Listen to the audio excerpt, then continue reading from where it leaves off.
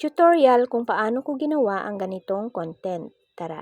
Una, maglagay kayo ng 2 baso dyan na transparent para kitang-kita ang isasalin natin na juice. Tapos, lipat kayo sa kabila, then lagyan din natin yung isang baso. Tapos, ayan, edit na tayo.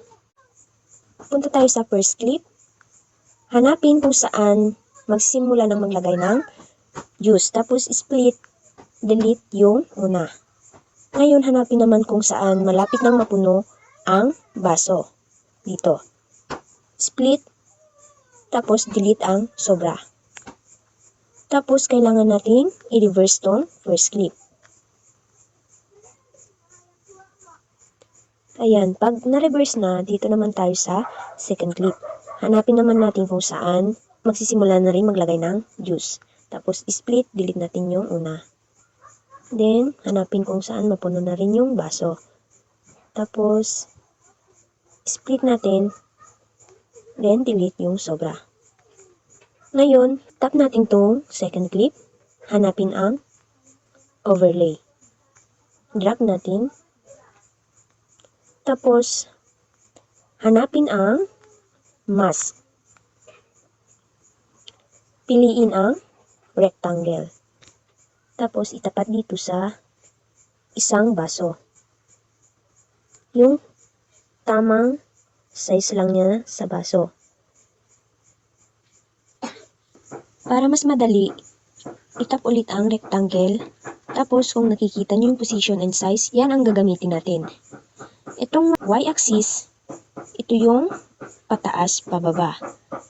Tapos, ito namang x-axis, left and right. Tapos, size, ito yung hahaba ang frame. Tapos, itong x-axis naman, lalaki rin siya. Hindi tayo mahirapan. Kailangan nating ipantay sa baso.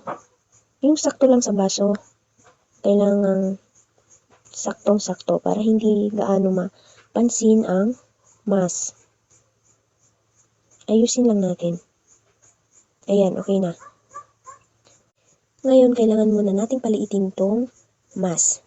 Tapos, kailangan natin siyang ilagay dito sa pinakababa. Yan. Ngayon, kailangan natin maglagay ng keyframe. Tap yung may diamond at plus sa taas. Tapos, adjust lang tayo. Pag pumuti na, pataasin lang natin yung mask. Tapos, pindutin ang size, palakihin siya. Ayan. Ngayon, adjust natin konti. Kapag pumuti ulit, punta tayo sa position. Tapos, pataasin. Then sa size, palakihin. Yan. Pag pumuti ulit, position, pataasin. Tapos, size, palakihin. Ayan, hanggang matapos yan. Ganyan dapat ang gagawin. Ulit-ulit lang yan. Tingnan nyo na lang kung lumagpas na yung juice sa mask. Pindutin lang ang position at size. Adjust natin. Kunti pa. Hanggang wala na yung laman ng baso. Yan. Tapos, tingnan natin kung okay na. Yan. Ganyan lang kadali.